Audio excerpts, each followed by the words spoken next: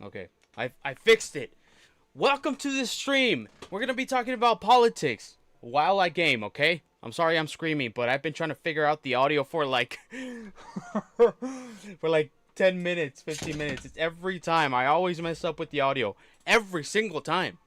I was going live on TikTok, but right away, I got flagged for hate speech. And all I did was bring up Epstein. Anyways, how's it going? I'm going to do the intro again. It's all good. Okay. So I'm going to talk about like obviously like political topics, especially with what's going on right now with the Pam Bondi hearing that happened a day ago or 2 days ago. But let me just get my stuff. What am I tripping on? That's good. Lower it. Got one. Got two. Turn it on. We're good. Oh my goodness. Let's do this. Okay. Everything's working fine now. There we go. All right.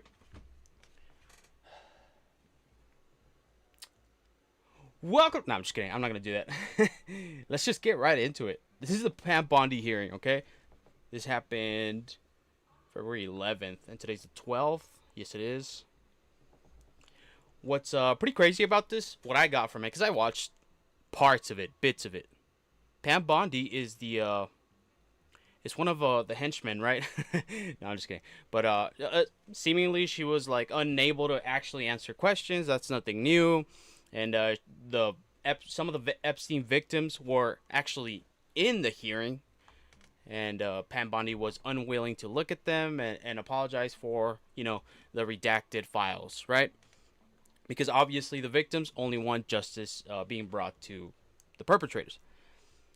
It seems now, also I'm going to be going over this, that this administration, it still has a trump card. That being, crap, hold on. This lady right here. Apparently she was worse than her significant other.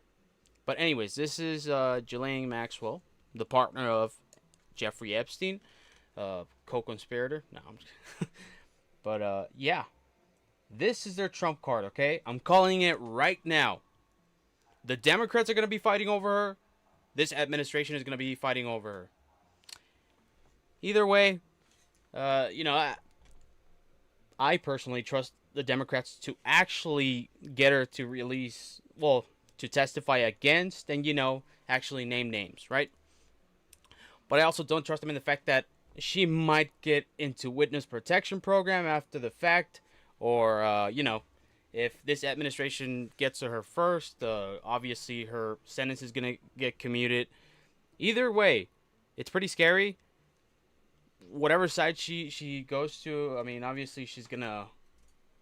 There's a high possibility that she's going to be able to walk free, which is the worst part about having Ghislaine as the eye of the hurricane, like the eye of the storm of the whole ordeal with the Epstein files.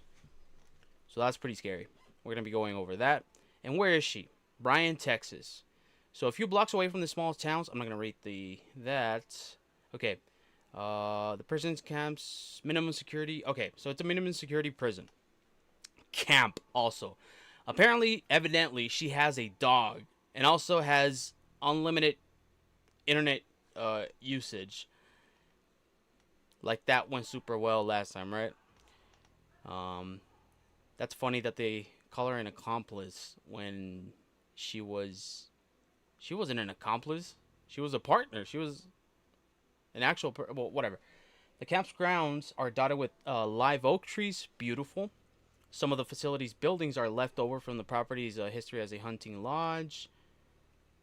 Seems ironic. On a typical morning, school buses rush by the camp as backyard roosters crow. That's probably such a lovely view for a pedophile like Ghislaine.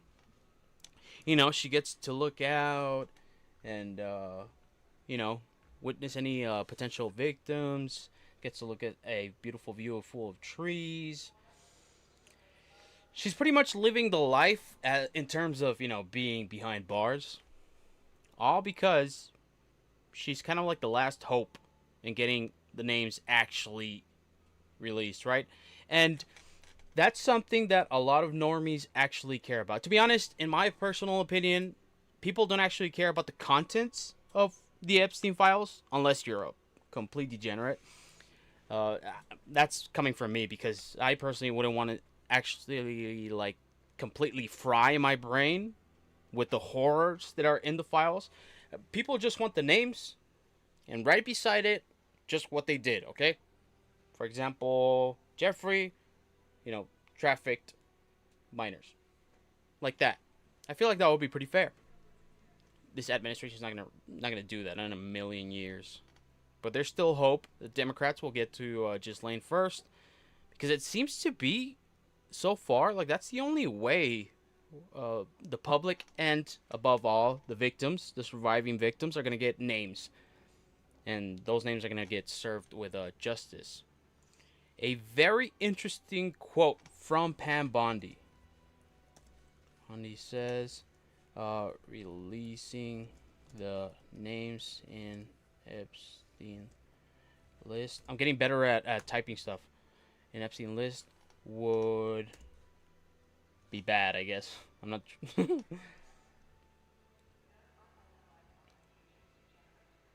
I need to quote. Monday Spar lawmakers, the president said only real bad people. Okay, let me try to find it on Twitter. Pam Bondi says, really? I'm gonna be super basic. Seeing files shit is bad. Bam.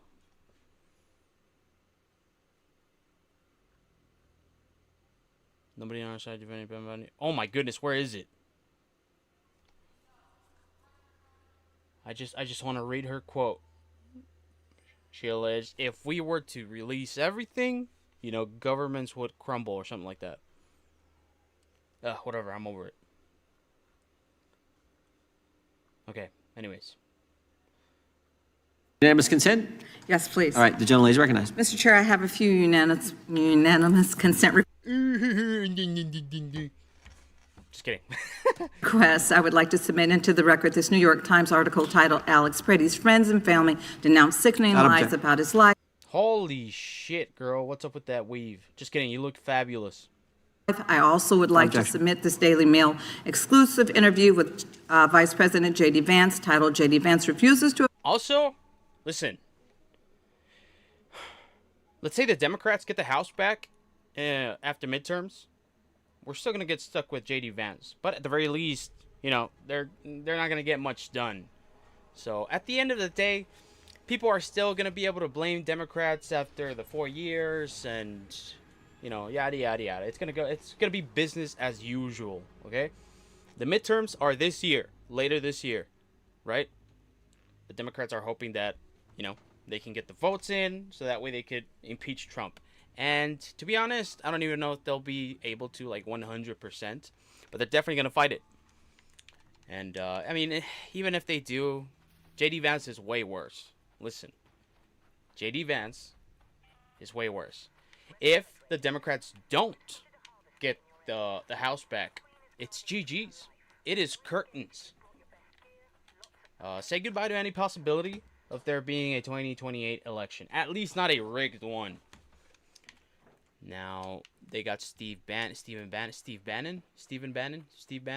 Well, that other freak saying, hey, we're going to surround the polls with the voting polls with ice. Because one of the excuses, and that's going to absolutely wreck any possibility of the Democrats getting the House back, is if they are actually able to surround voting polls with the ice. Because they're going to just, they're going to excuse engaging with that with hey, well, we're trying to avoid any illegal voting, even though there's zero evidence of the Democrats using illegal voters, illegal aliens to vote to win elections. It's illegal for illegal residents to vote in federal elections. Well, that's one. And two, there's no evidence of them doing that. Yeah, listen, if the Democrats don't get the House back, it's GG's, okay? That's it. Apologize to Alex Preddy's family after spreading ICE. The whole thing that they do also with, hey, you have to apologize to the victims' families, or what they did here and bring in the survivors of Epstein. I don't know what they're expecting, but if they're expecting someone like Pam Bondi to comply, they're wasting their time. They're just trying to they're doing it for the optics, to paint them in a bad picture. And it's like, well, first of all, you can't paint them in a worse picture. I mean, they're already defending the people in the files. It doesn't get any worse than that, to be honest. Damn, they already ransacked this place. And it's like, stop wasting your time trying to get these people to, answer for their, neglect, if you can call it that. And just focus on, trying to get them to actually release unredacted names. That's what they should be doing, because this administration really thought people were going to let it go. Like it was going to be a meme. Like people were going to forget about it. They were going to be like, hey, don't worry about it. I mean, people are going to get over the whole releasing the Epstein files in like a month or two. I'm pretty confident they thought that. They thought that, the public was going to treat this like a popular TikTok or a popular TikTok creator or a popular trend. It was just going to go away in a few weeks. Especially right now with the times being as something popular, it gets old super fast. Like within a week, if you haven't covered something, like it's already old news, right? So I'm pretty sure this administration thought that everything was going to go away. Just like that. Just like that. And that's not what happened. People are still screeching on about releasing the files. Justifiably so, of course. Because why would this government not be releasing? And not only because of morality. Also because Donald Trump ran on releasing the files. And then he called it a Democratic hoax. And then he went back to, well, we're the ones that have released the most of this whole Epstein thing. What were the Democrats? When they were in office, how come they weren't releasing anything? And it's like, yeah, he was right about that. The Democrats weren't releasing anything at all. They weren't actually trying to go after Ghislaine. They, you could say maybe they were busy with other things, but no. The whole thing about the Democrats not pushing for the release of the files, or, not pushing to bring the whole Epstein thing to light, it's true, okay? It's not something that this administration is just making up. The Democrats weren't bringing it up. They weren't even bringing it up. Even though this has been an issue, Epstein has been a prominent criminal since like the early 2000s. And it's like, why now, right? How come now they care? Well, because that is one way to take down Trump, right? Releasing the files. Like unredacted. Whoa. I hear it. That's why the Democrats care, okay? The Democrats are also sleazebags. Neither side, at least not with the people that are elected, are trustworthy enough to root for. But, since the Democrats are pushing to release the files, then obviously we're going to be siding with them. And it only makes sense to want to kick the Republicans out, because of not only how they're dealing with the files, but also how they're having ICE engage with immigration. Completely unconstitutional, by the way. Passing claim one more. My last submission request is a New York Times article titled FBI Agent Who Tried to Investigate ICE Officer in Shooting Resigns. Without objection. Thank you. The chair now recognizes the gentlelady from North Carolina. Thank you, Mr. Chairman. Attorney General Bondi. Did you see that shit? It climbed over nothing. I think you and pretty much everybody else here and throughout the country believes that convicted sex offenders don't deserve special treatment or privileges in prison. And yet Ghislaine Maxwell, Jeffrey Epstein's co-conspirator, received perk after perk in prison. In July, she had a 2-day interview with your deputy and President Trump's former defense attorney, Todd Blanche. Just days after that, Maxwell was transferred from a federal correctional institution in Florida to a minimum security camp in Texas, which she, as a sex offender, would normally be ineligible for. At this new facility, And that's everything exactly how they're treating the whole Epstein case right now. If the Democrats were doing it, if the Democrats have had engaged in the initiative of trying to take down Ghislaine and getting the information on what happened with on the Epstein Island, they would have gotten wrecked by the Republicans and by MAGA. As the ranking member talked about, and by the way, it's nicknamed Club Fed. We've heard reports that she's been afforded special privileges, puppy time, private workouts, personal mail, secretarial services.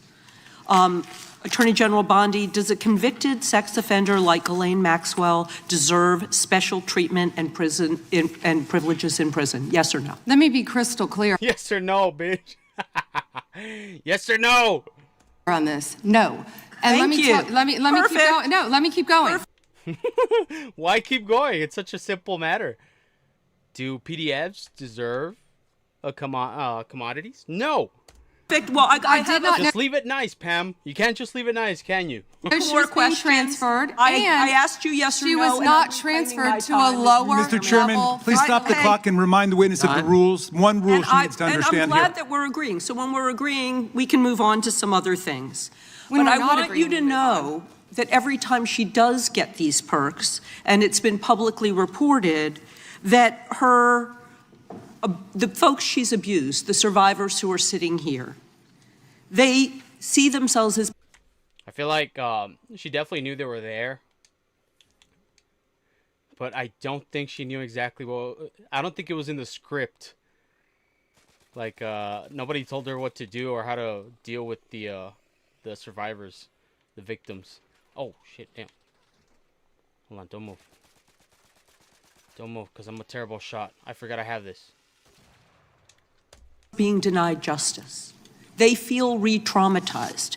And I'm glad that we Yeah, because, I mean, imagine surviving all of what happened with Epstein, right? Being one of the victims. And then years later, after, trying to get some justice for what happened to you, you witness an administration defending the people that did horrible things to you. agree on that. But she should not be in that prison. And she needs to be moved back to a maximum security prison as soon as possible. But what she has told another committee here is that she won't cooperate with them unless she gets clemency. And there it is. And in there lies the true essence of the position of Ghislaine Maxwell, where Ghislaine Maxwell is at. She's gonna be able to call the shots because everyone wants the files released, like actually, like unredacted. Even MAGA.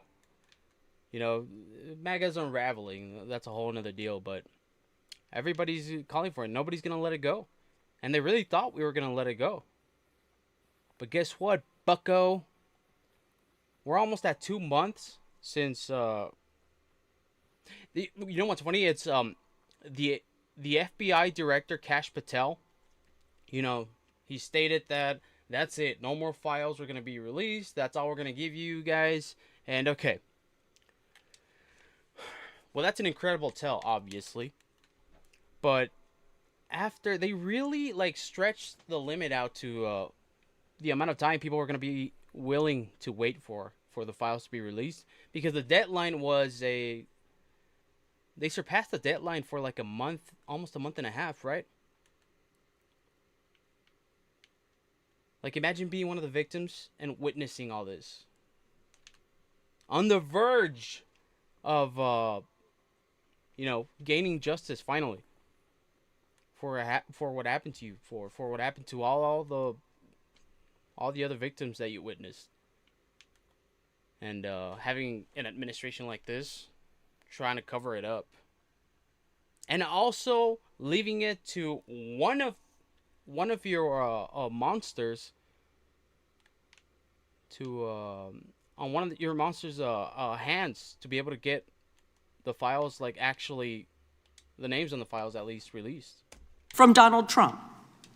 It's just crazy to consider that she can be wielding this kind of influence within the administration. And not only influence, power.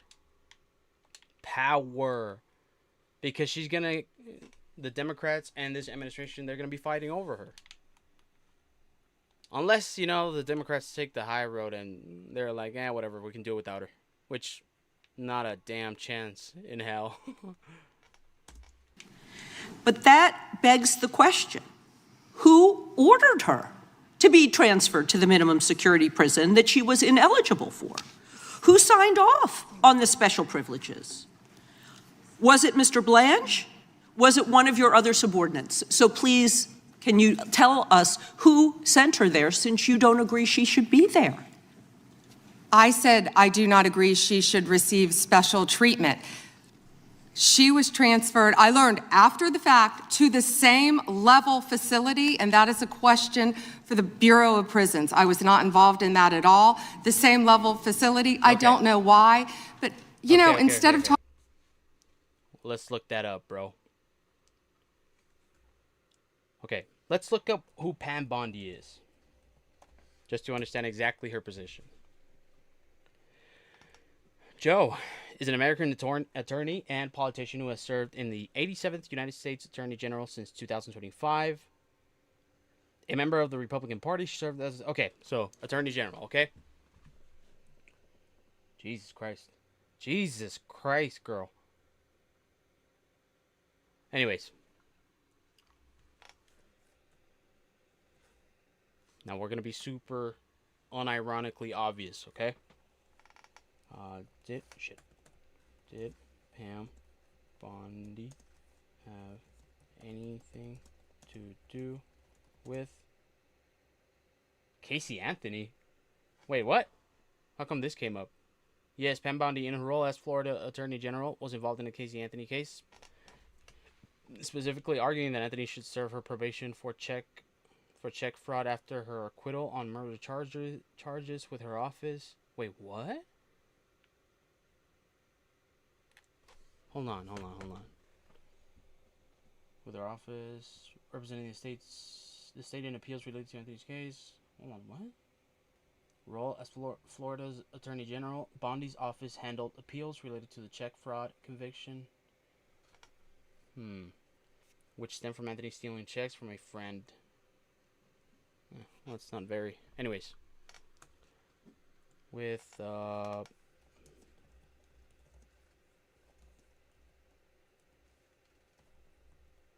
Maxwell. Based on recent testimony, Pam Bondi stated that she was not involved in the transfer of Ghislaine Maxwell from a Florida prison to a lower security facility in Texas, asserting she learned of the move after it occurred. Okay. Maxwell's move from Florida to a minimum. Okay, response during testimony. Democrat Deborah Ross mentioned Bondi about this transfer, prompting Bondi. Actually, okay, they asked her who, not if she had anything to do with it. Who moved her? Bondi stated that she believes Maxwell will hopefully die in prison. These details. Hold on. They're asking her who. In that at all, the same was transferred. Be there. Was it one of your other subordinates? So please, can you tell us who sent her there, since you don't agree she should be there? I said I do not agree she should receive special treatment. She was transferred, I learned after the fact, to the same They're asking who.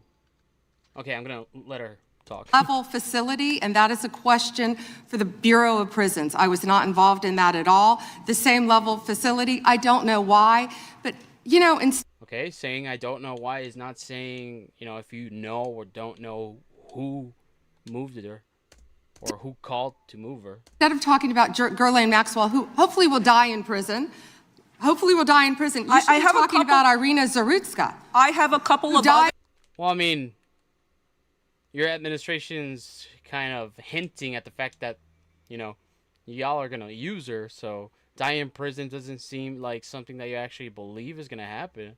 Hopefully she'll die. Yeah, right. on a subway. Right, and I absolutely... You don't talk about that. I have been talking about... So, Pam Bondi just brought up the the tragic and horrendous crime that happened last year, okay? And this is what Pam Bondi is bringing up.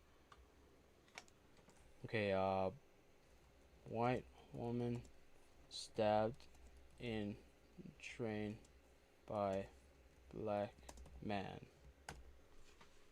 Irina Zarutska. And I feel like, you know, people have seen this before. But this is what she's talking about. Your This is what perfect she's domain bringing up. is out Hey, there. I got YouTube Go to Premium, Wix bro. Don't make me and make it yours. go through this. Okay. You can kind of, you know, tell what's gonna happen here. Okay, him to her. I don't want to watch this because it was absolutely horrible, and but the one of the main differences in when the right brings up crimes, for the most part, okay, trying to own the Democrats or the Libs or whoever, is for example, Jonathan Ross, the guy who murdered Renee Good, right? He's out there. He's still out there.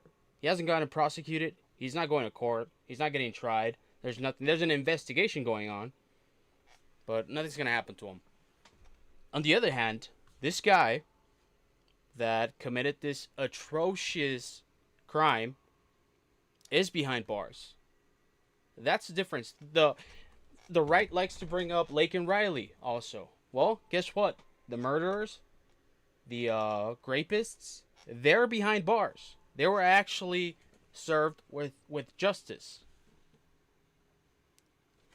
And actually helping with these issues. But we're going to move back to you. I bet we are. Yes, of course, because you're here to testify. That's what the whole point of this endeavor is. So, of course, we're moving back to you. It is all about you. So, as we've heard, she took the fifth in response to every single question in that committee hearing. And her lawyer dangled the offer of clemency. Should Donald Trump pardon or commute her sentence? Should she be released from prison, yes or no? You said you hope she dies there, so I'm hoping the answer is no. I already answered that question. Good. I'm very glad. I really like this bipartisan agreement about when what it should agrees- happen. Did you guys see that? You guys see that shit? You, but you don't want to talk about Irina Zarutska. You don't. Because the guy is in prison. Okay.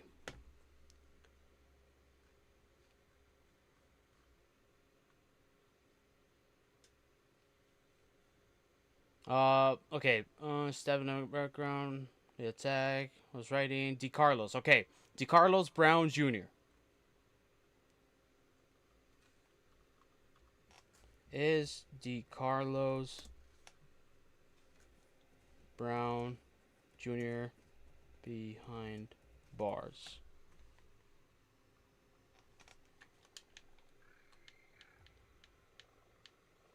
Oh.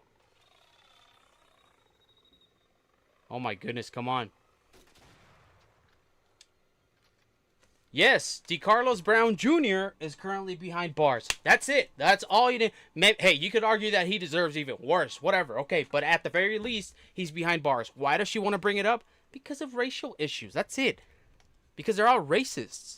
Don't want to talk about I talk about murdered her all by the a time, violent crime but offender I am not in here your to testify jurisdiction. before Congress. You are. That is your job today. You are That's what you're getting paid obsessed for. with attack. I want you to know that your own DOJ employee, he's recently been demoted and had some other problems, advises on pardons.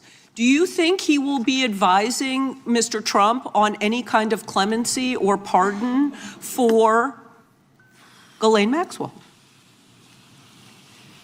I'm not going to speculate, and you couldn't even identify properly. That's why you don't want to talk about Irina Zarutska. You couldn't properly identify her relative. I absolutely It's embarrassing. have been, and her family, by the way, appreciates all of the condolences, all of the help, everything that our It's pretty insane how she brings something that has been taken care of up. Obviously, it was atrocious.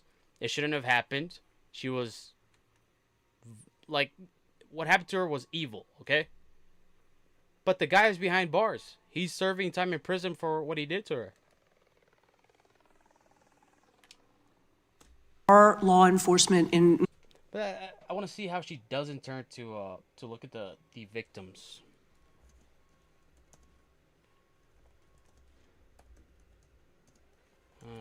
The Epstein survivors.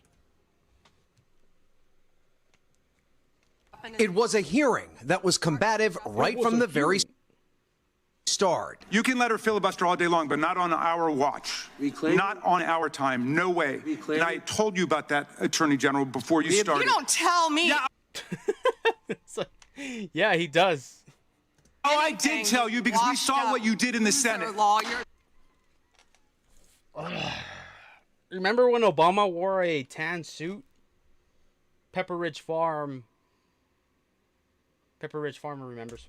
A hearing with Attorney General Pam Bondi that got so heated, one Democratic member left the hearing room. Didn't ask Merrick Garland anything about Epstein, not once. When he was Weak sauce. And also, I want the record to reflect that, you know, with this anti-Semitic culture right now, she voted against a resolution condemning. Oh, he is Jewish. I just want to be clear. Oh, So you want to go there, Attorney General?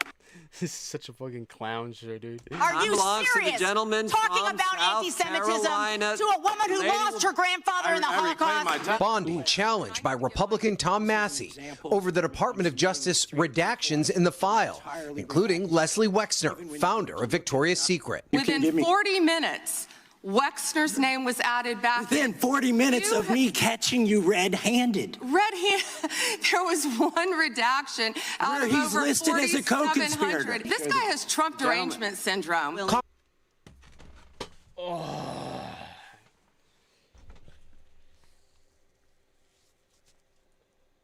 What is Trump derangement symptom? Maybe I have it.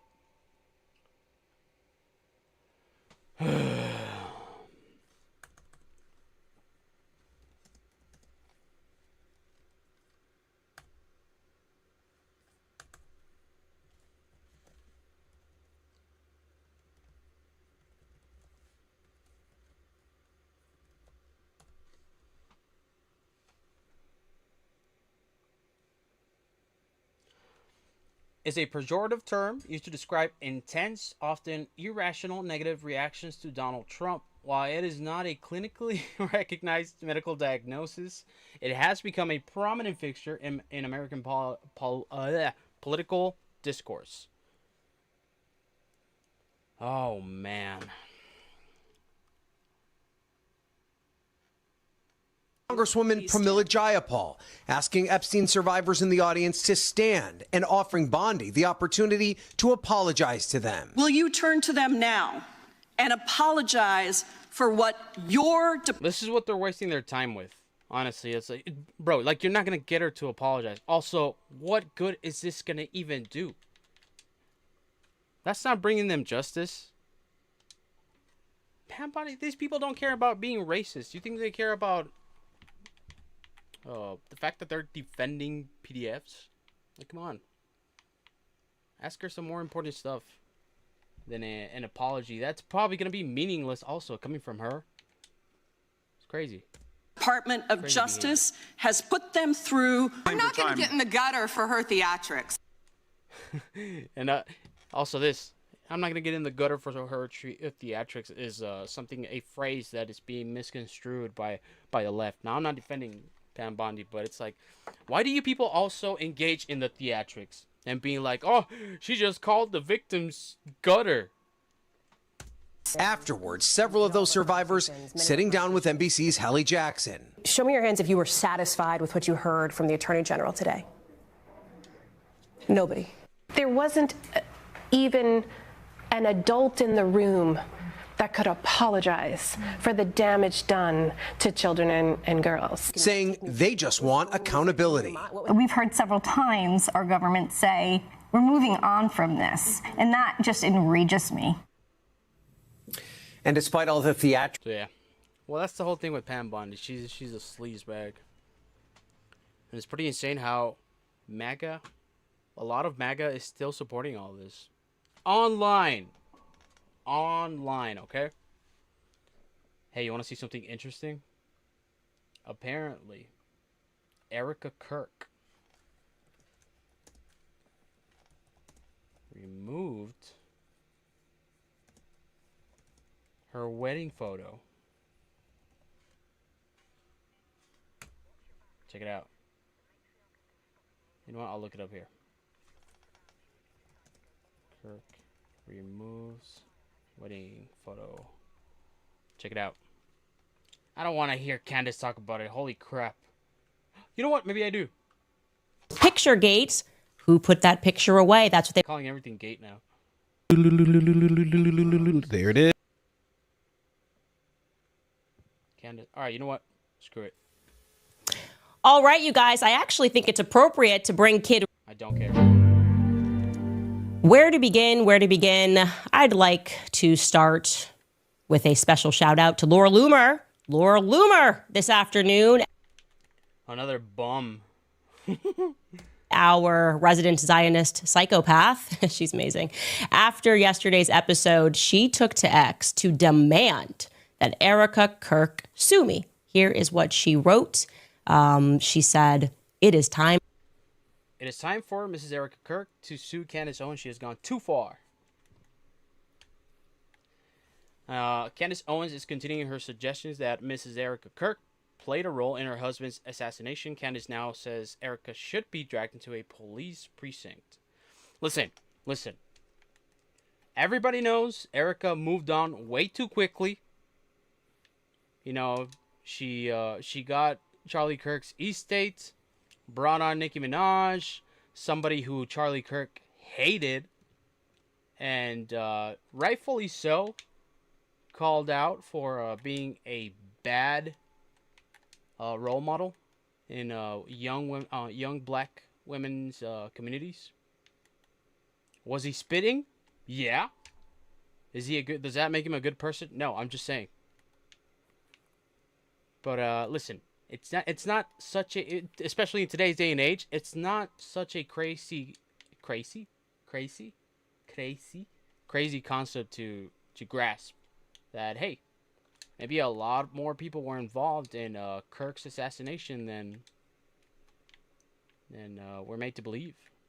For Mrs. Erica Kirk to sue Candace Owens, she has gone too far. How original, a Zionist threatening to sue. Ooh, that's so new. It feels so brand new. Hey, Laura, welcome to the Candace podcast. It sounds like you might be new here. What we've been doing. It wasn't letting me pause. I don't know what happened.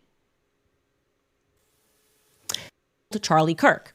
And while we have definitively uncovered a lot, that process has been somewhat delayed and complicated by the fact that we don't have access to Charlie's phone, Erica's phone, Dan Flood's phone, Mikey Well, I mean, hey, listen, it doesn't even make any sense that she's calling for this, because also the assassin was caught And it's like, why is anybody gonna check on that if is the investigation even going on? Is there an ongoing investigation for Charlie's murder? Dude, just give me the AI. I trust AI with a passion, okay? I'm playing it safe, just in case they take over. Yes. Okay. I was about to say something, but I take it back. McCoy's phone logs, Frank Turek's phone. Were we actually granted by the power of the courts the right to subpoena all that information? I suspect we would have maybe solved this thing even before his memorial, before the quote-unquote event of the century. So thank you. We welcome that opportunity, Laura. That is literally what we are doing here. That aside, something else that began trending last night, some internet sleuth, who I should have figured out who this was. Full credit to whoever that internet sleuth was.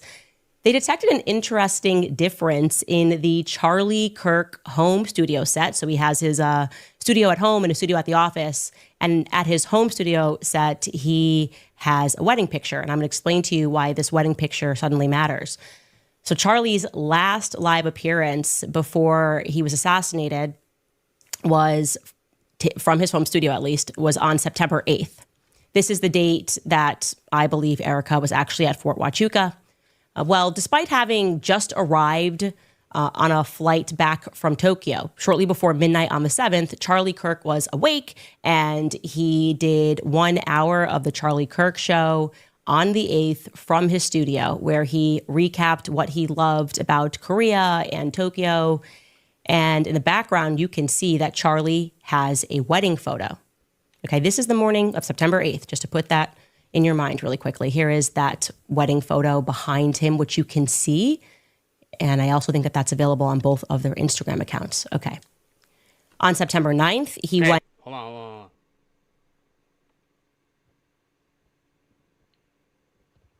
That wedding photo behind him, which you can... What does it look like? Oh, look at the happy couple. R.I.P. Charlie Kirk. See. And I also think that that's available on both of their Instagram accounts. Okay. On September 9th, he went into the office, and by September 10th, midday about, he was assassinated. We are told that following that tragic ending, Erica could not even, or didn't want to move any of his items out of their place in their bedroom, bathroom. That's what she told the New York Times a few days later when she welcomed them into that apartment, the one that you're seeing there.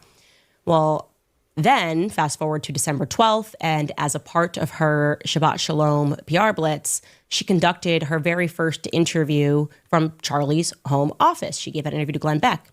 And during that interview, she was playing the part, as you are about to see, of this is my first time back in his office.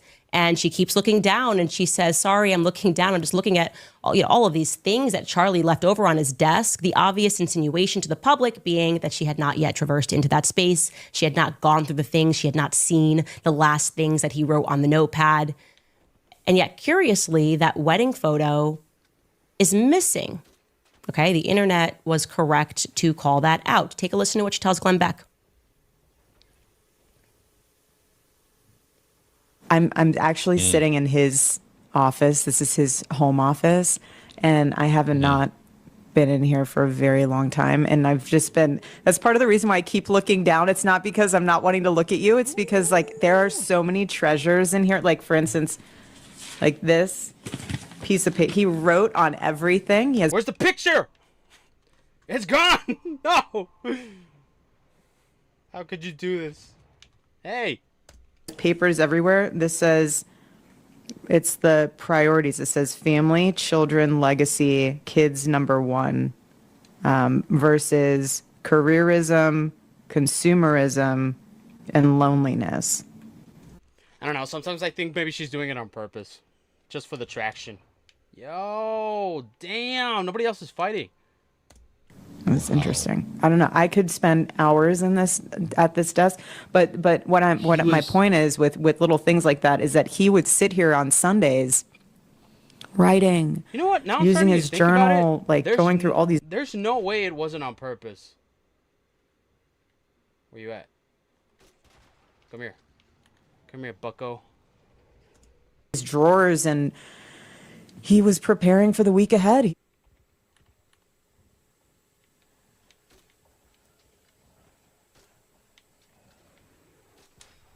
You hear her say that she had not been in there in a long time. So the internet was correct to spot that oddity. If this really is your first time in his office, the first time looking down at his desk, who moved the frame behind his head? No person in their right mind would go into the home of a grieving widow and move a photo of her and her husband from their wedding day without explaining. It was definitely on purpose. I don't think, yeah, because I don't think they wouldn't be that obvious. They would probably switch the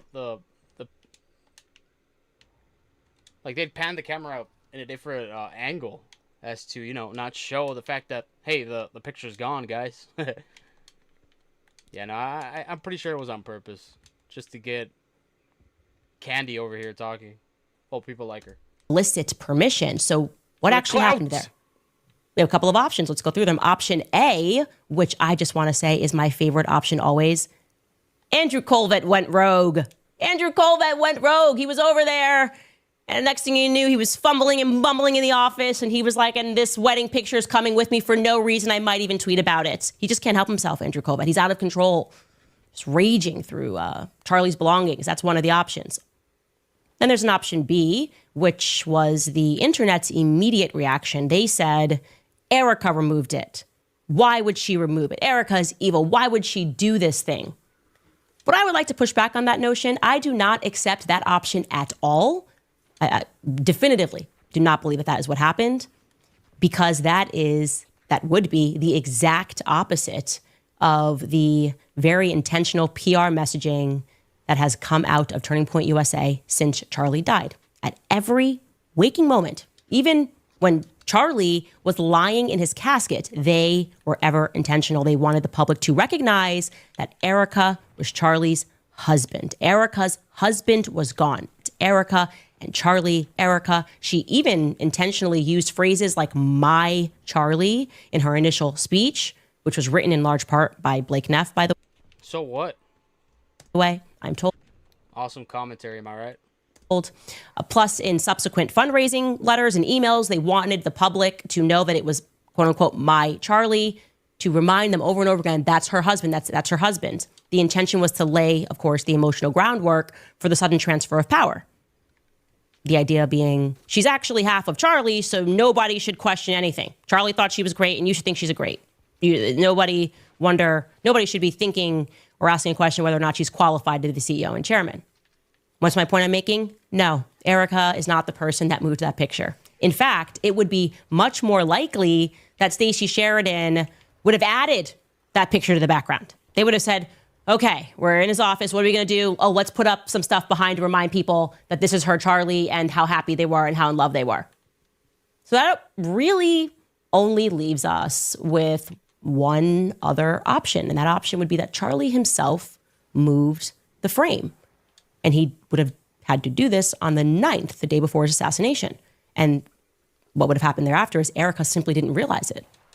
It's actually, if you think about it, a rather minor detail, and they certainly would have been completely consumed with everything that was going on. They would not have been focusing on whether or not the background matched when she first sat down at that desk in the wake of his death. Not even the internet sleuths recognized it. We've been spending hours on this, and we did not recognize it until now. About 6 months on, people are going, wait, this is a minor detail that feels kind of major. So that is the option that I think most likely happened. It was a genuine oversight. And guess what, guys? Our toddler clues with My Dog Blue are beginning to add up, okay? Let's start with that as our very first clue, which is, of course, Erica sitting at Charlie's desk without the wedding photo in the background, okay? There's our clue right there. What could it mean? Let's keep going. Certainly an odd redesign, but without more clues, we can't put together the picture. It's just not how this game works. But there are more clues. There's always more clues in every episode. Because then when we get into and we go backward and we pay attention to things that Erica Holy told shit, I'm us. still listening to this girl. Yeah, forgot. And informed all of us that Ghislaine Maxwell has decided to take the Fifth Amendment and refuse to answer any questions. Listen to what he's saying. Everybody ready? As expected, Ghislaine Maxwell took the Fifth and refused to answer any questions.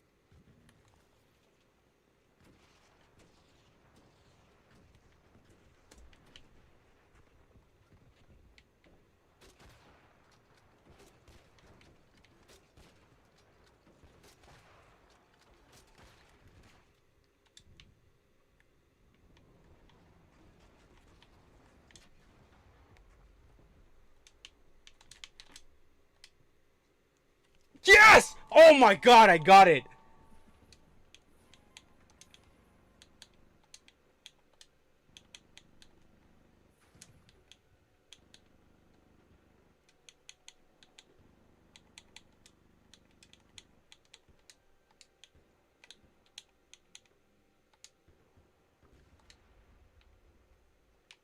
All right, boys, we did it.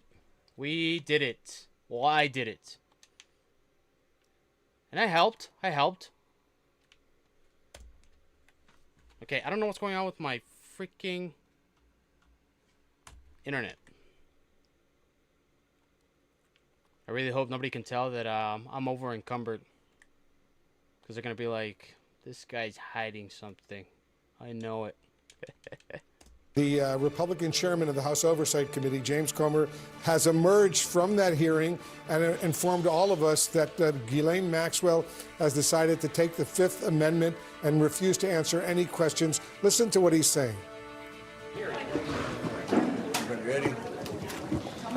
As expected, Ghislaine Maxwell took the Fifth and refused to answer any questions. That's because she's waiting. She's waiting for the better deal.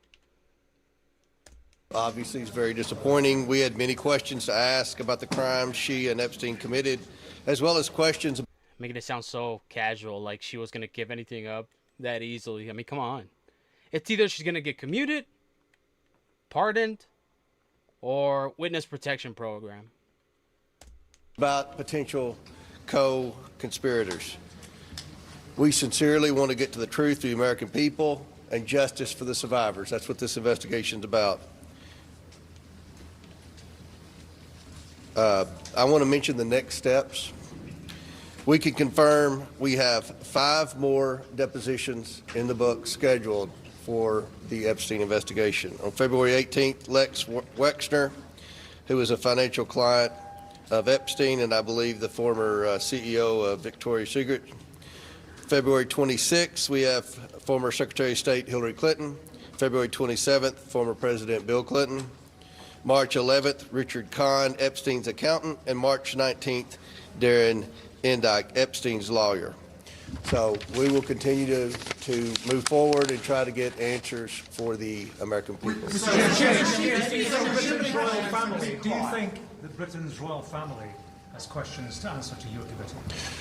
Well, we would love to hear, from anyone. Obviously, I can't subpoena in foreign countries, or I would have done that in the Biden investigation. But do you have anything to add, Andy?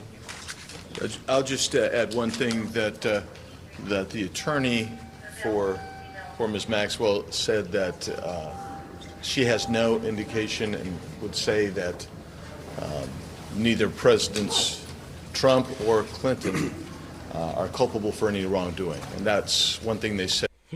Ain't that funny? Neither Trump or Clinton. And Trump was over there dapping Clinton up like a week or two ago, saying, I hate to see it. I hate to see it. I don't want to see my boy Bill. Anyways. Alright, well, I'm going to get on Nightreign. What did I get? Cool. Check it out. 8. My Chicken Little over here. Scrappy. Alright, I'm gonna move on.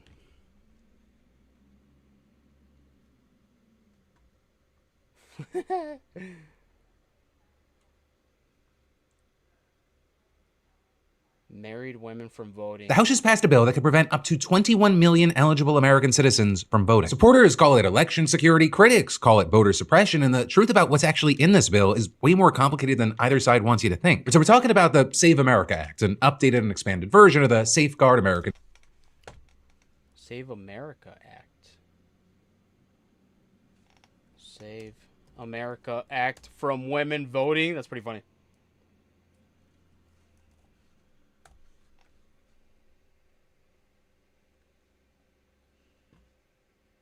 They're gonna go after voters' ID also, but it's like that's not a bad thing.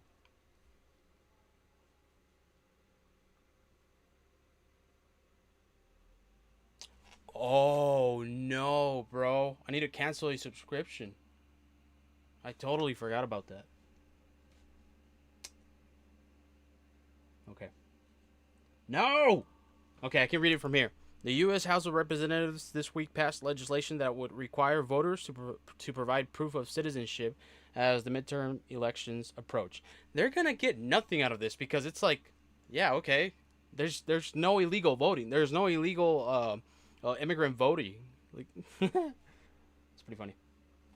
Voter Eligibility Act. It's passed the House before, but never cleared the Senate, and this time it squeaked through 218 to 213, with only one Democrat, Henry Cuellar of Texas, crossing the aisle to support it. So as far as what it actually does on the surface, it requires photo ID to vote. You know, the bigger and more consequential piece is that it would bar states from registering people to vote unless they provide documents proving U.S. citizenship. And a driver's license? Almost never enough. For most Americans, we're talking about a passport or a birth certificate. And so here's one of the big problems with that. Only about half of Americans own a passport, and millions don't have easy access to a paper version of their birth certificate. Well, then they're going to have to go out and get it, okay?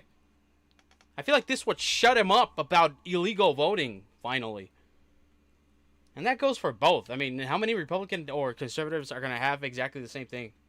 We've got the Brennan Center for Justice estimating that around 21 million Americans, roughly 9% of the country, don't have ready access to either document. And those people we're talking about here, they are disproportionately poor people of color, young adults between 18 and 24. Oh, that's right.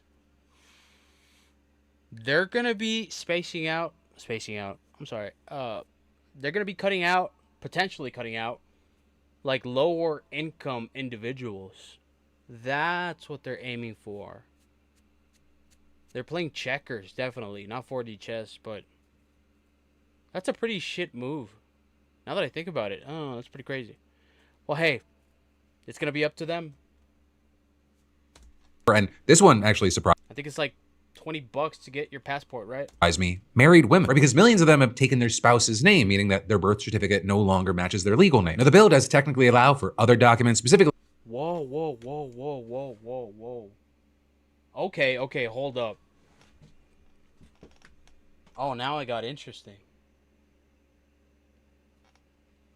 As used in this act, the term documentary proof of United States citizenship means, with respect to an applicant or voter registration, any of the following. A form of ID issued consistent with the requirements of the Real ID Act of 2005 that indicates the applicant is a citizen of the United States, a valid United States passport, the applicant's official United States military identification card. Okay. So essentially what it means is, let's say you're married, even if you're a guy like Ian Jama, they don't even live here no more. Anyways, I digress. Let's say you want to go vote. Now you're going to be required to bring in like these extra forms of ID, right? And if your birth certificate doesn't match with the current last name that you have, and it's going to be your significant others, right? There's a really high probability that you won't be eligible to vote. We might be cooked. I'm not going to lie. We might be cooked. I'm going to say it once again. If the Dems, I'm not rooting for them, but I'm rooting for the lesser of two evils. If the Dems don't get the House back, that's it. It's GG's. We're cooked. Cooked beyond salvation, okay? That's it. It's GG's. It's curtains. Mentioning Real ID compliant IDs. But then there's also a problem there. Real IDs are available to both citizens and non-citizens, and they don't explicitly indicate citizenship status. So that workaround doesn't actually. New Mexico, you can actually get an ID and because New Mexico gives out IDs to anybody. California has IDs. You know, this whole thing's actually kind of weird. Because there are states that give out IDs to everybody. That, if anything, this would actually kind of entice for illegal voting, wouldn't it? Or am I tripping? Work. And to be fair of supporters of this bill, that the White House isn't wrong that voter ID is very broadly popular. Polls show that most Americans across party lines support requiring photo ID to vote, and Yeah, but the specifics of them are actually kind of something that they need to work on, because that's a pretty interesting part of this, that there's a lot of married people that don't have the same last name that they had, you know, before they got married, obviously. So their birth certificate is going to say something else. So they're going to have to get a passport with their current last name. 36 states already have voter ID laws. Also, a majority from both parties support requiring proof of citizenship when registering for the first time, and you've had the administration pushing hard on the non-citizen voting angle, with the official White House account posting, American citizens and only American citizens should decide American elections. And yeah, that is a principle I think most people agree with. The issue is that non-citizen voting, it's already illegal. Voters are already required to attest under oath that they're citizens, and lying, it's a federal crime that can lead to fines, prison, and deportation. And studies have consistently shown little to no evidence that fraud is happening at scale. Even Trump's own voter verification initiative has so far found no evidence of widespread fraud. They're not even able to... I'm not going to say that. But then with that, you might think, okay, well, if all that's the case, well, why would people support this? Well, with that, you have people like the head of the University of Maryland Center for Democracy and Civic Engagement putting it this way, saying voter ID gets such broad support because large majorities of people have these documents and have them ready. And they don't quite realize that significant portions of the public don't, or that it's hard to get, or that the information's expired. But they know this. Of course they know this. They're targeting the low-income individuals. That's who they're going to go for. That's who they're going to cut out. That's pretty disheartening, honestly, because I was... If they weren't going to rig it... Shit. Oh, my goodness. Oh, my goodness. Oh, my goodness. Oh, my goodness. That's it. That's it. I'm done. Let's get out of here.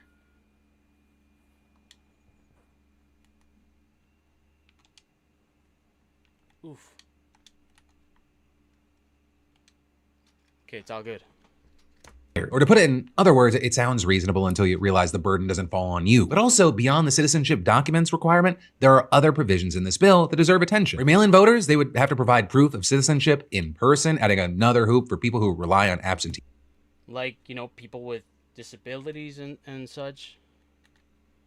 Voting. States would be required to share voter rolls with the Department of Homeland Security and take new steps to remove non-citizens from existing rolls, which experts warn could result in eligible citizens being unknowingly unregistered. And then here's one that should concern people regardless of party. The bill would impose criminal penalties of up to 5 years in prison for any election official who registers an applicant who fails to provide documentary proof of citizenship, even if that applicant is actually a citizen. So you're seeing the head of the Bipartisan Policy Center's Elections Project warning that this risks creating an environment where election officials are almost overly compliant, meaning that officials might reject valid registration simply out of fear of getting... Oh my goodness, dude.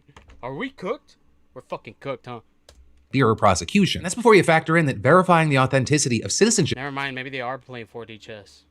...documents is genuinely difficult. Right? Most election offices and DMVs, they do not have the training or the resources to do it reliably. Oh, and also a huge thing is that the law would take effect immediately, which experts say wouldn't give states enough time to implement it before the November midterms, potentially setting up massive legal battles over the results. Now, as far as the bigger picture here, right, realistically, this bill does face an uphill battle in the Senate. Democrats are going to filibuster, and right now there's not enough signs that Republicans are willing to eliminate that option. Even Republican Senator Lisa Murkowski of Alaska's come out against it, arguing that election issues should be left to the states. Which, by the way, just to throw this out there, that is exactly the argument that Republicans used to kill Democratic voting bills in 2021 and 2022. Mitch McConnell famously said at that time, there's nothing... Oh my goodness, look at this blob.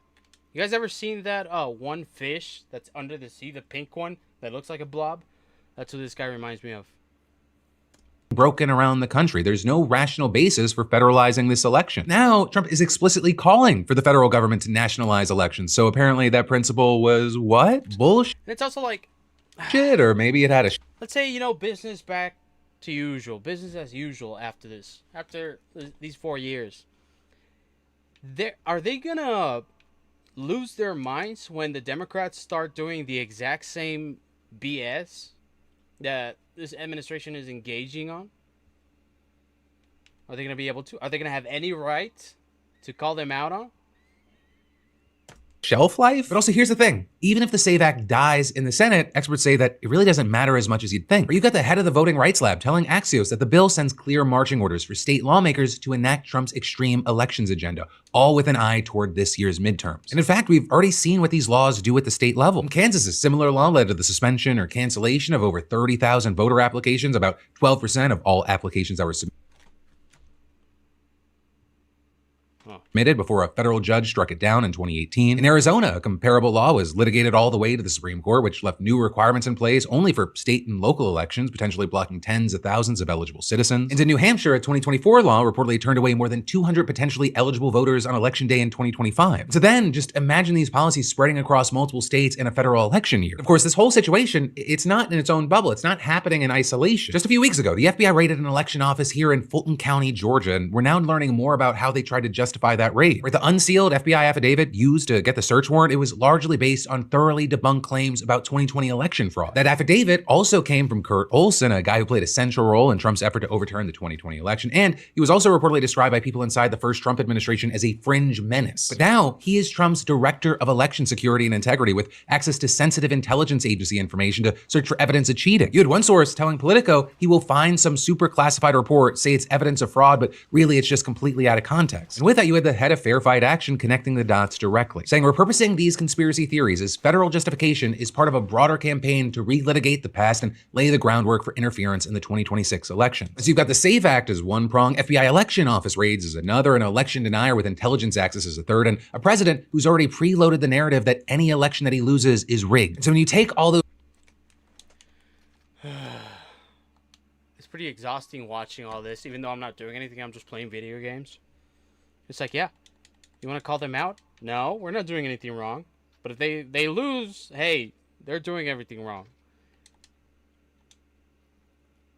The Republicans will keep calling Democrats out for, you know, illegal voting and everything.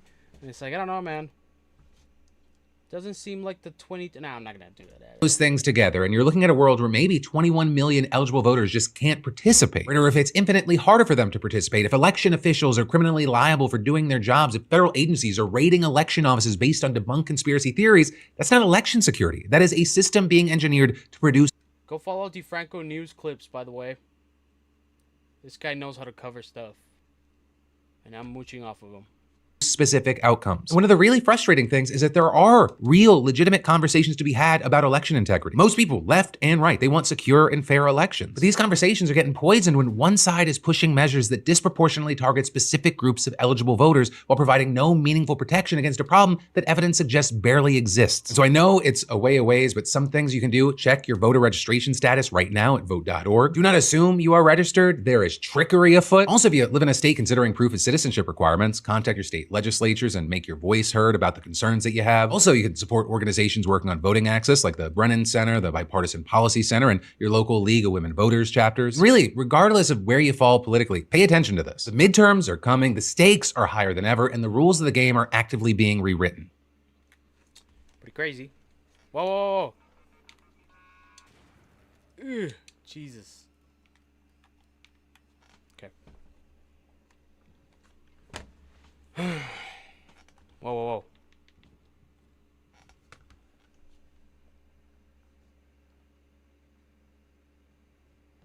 Okay, well, that was pretty much it. That's all I wanted to talk about today. Just the fact that everything's in turmoil, okay?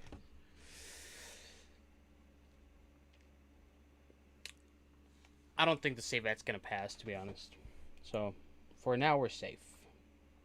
But that's it for today. Go back and watch the whole thing, okay? Except from the very start. Skip like 15 minutes. Because I'm terrible at working the audio.